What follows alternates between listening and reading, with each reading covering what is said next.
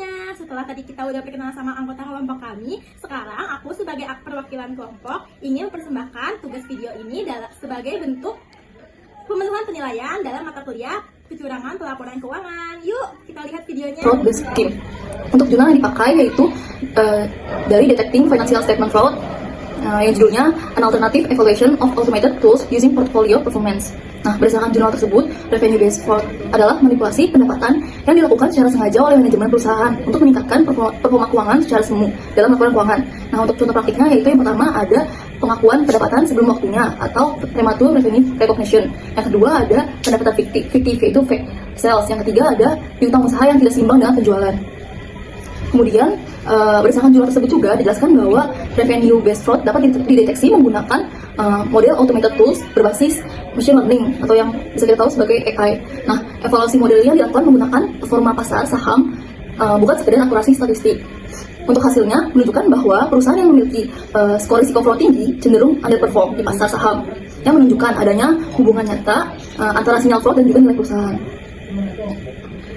Kemudian SA 240 yang berisi tentang tanggung jawab auditor terkait kecurangan dalam audit atas laporan keuangan. SA 240 ini mengatur tanggung jawab auditor terkait kecurangan dalam laporan keuangan dengan fokus pada dua jenis kecurangan. Yang pertama itu ada fraudulent financial reporting atau manipulasi laporan keuangan, dan yang kedua ada misappropriation of asset atau penyalahgunaan. Selanjutnya ada asset based fraud scheme berdasarkan jurnal ACFE. Asset based fraud ini dikenal sebagai asset misappropriation, merupakan bentuk kecurangan yang paling umum, yang dimana tuh pelakunya menyalahgunakan, mencuri atau memanipulasi aset organisasi untuk keuntungan pribadi.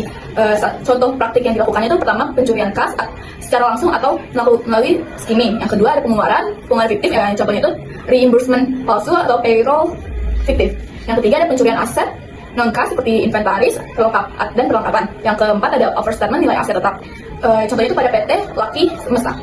Nah, aset based fraud ini berdasarkan laporan ACFE tahun 2024, aset based fraud terjadi dalam 89% kasus fraud. Ya, meskipun kerugiannya 120.000 USD, yang tidak sebesar fraud laporan keuangan. Yang durasi rata-ratanya itu penipuannya itu 12 bulan. Yang penyebab utamanya adalah kontrol internal yang lemah, pemisahan tugas yang tidak memadai, dan kurangnya pengawasan. Nah, berdasarkan 1.921 kasus yang nyata diselidiki oleh Certified Fraud Examination atau CFE di 130 negara antara Januari hingga September 2023, laporan ini mengklasifikasikan penipuan menjadi 3 kategori utama seperti ini.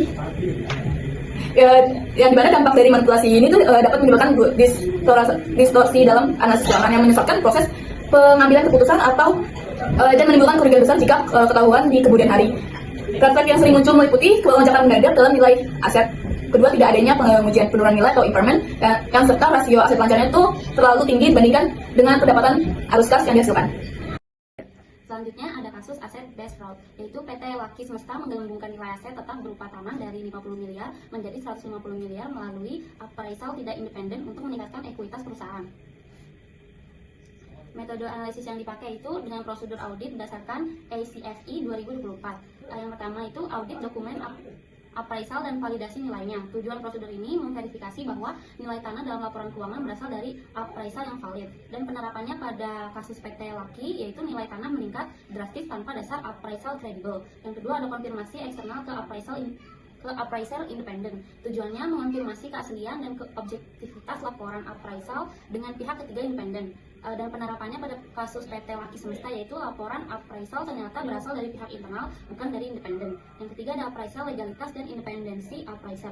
Tujuannya menilai apakah appraisal memiliki konflik kepentingan atau hubungan dengan manajemen. Dan penerapannya appraisal tidak memiliki lisensi resmi dan memiliki relasi dekat dengan manajemen.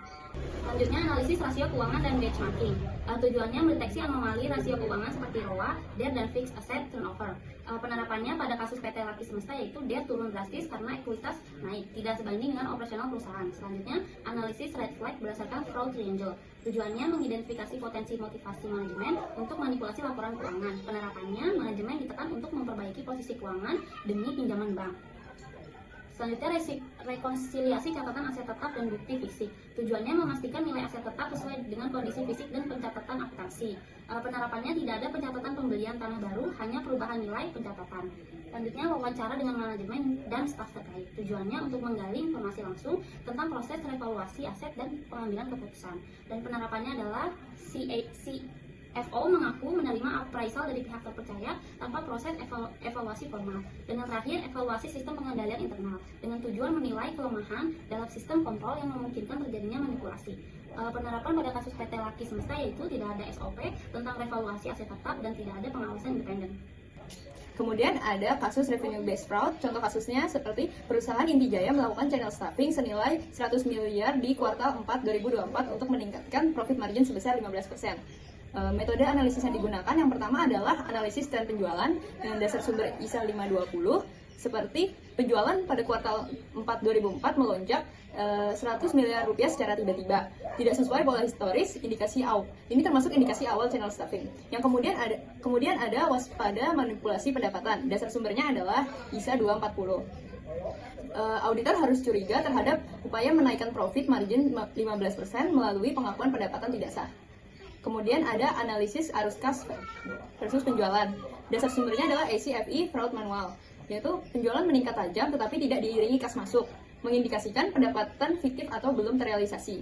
Kemudian ada external confirmation ke pelanggan atau ke distributor. Dasar sumbernya adalah ISA 505. Seperti auditor dapat meminta konfirmasi apakah barang 100 miliar benar diterima dan dijual kembali oleh distributor.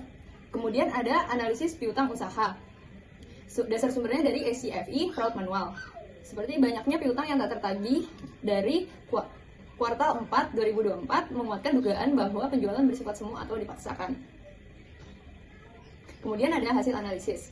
Yang pertama ada hasil analisis dari kasus aset based fraud.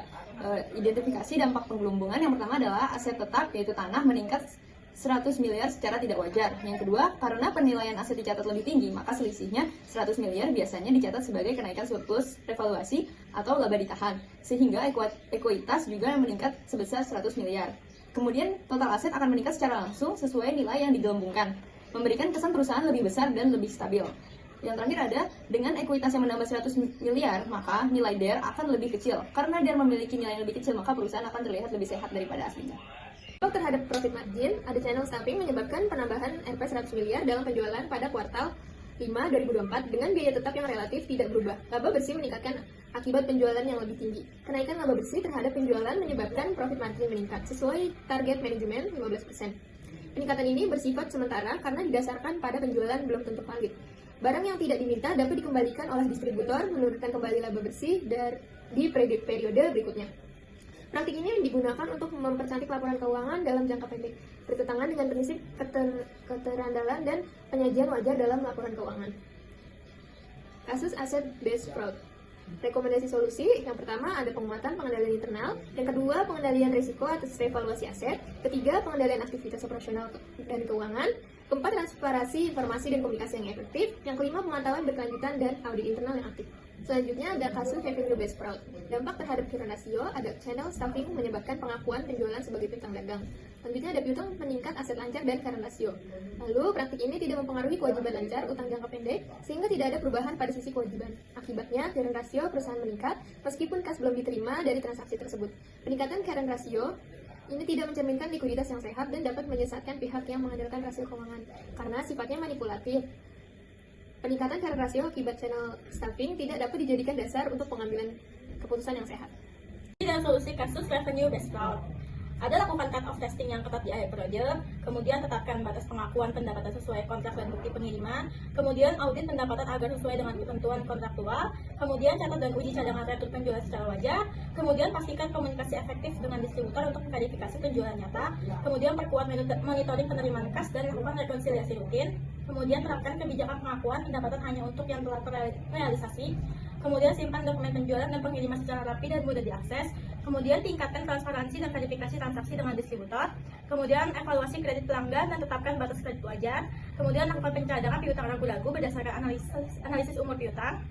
Yang terakhir ada batasi pengakuan pendapatan untuk piutang yang layak pagi saja. Kesimpulan dari semua ini, revenue based fraud dan asset based fraud merupakan bentuk kecurangan yang dapat menyesatkan pengguna laporan keuangan serta merusak integritas informasi keuangan perusahaan. Praktik seperti channel stuffing dalam evaluasi aset yang tidak independen berdampak pada distorsi rasio keuangan seperti current ratio, profit margin, dan DER. Kasus-kasus ini menekankan pentingnya penerapan pengendalian internal efektif, audit berbasis risiko, serta kepatuhan terhadap standar akuntansi dan etika profesional.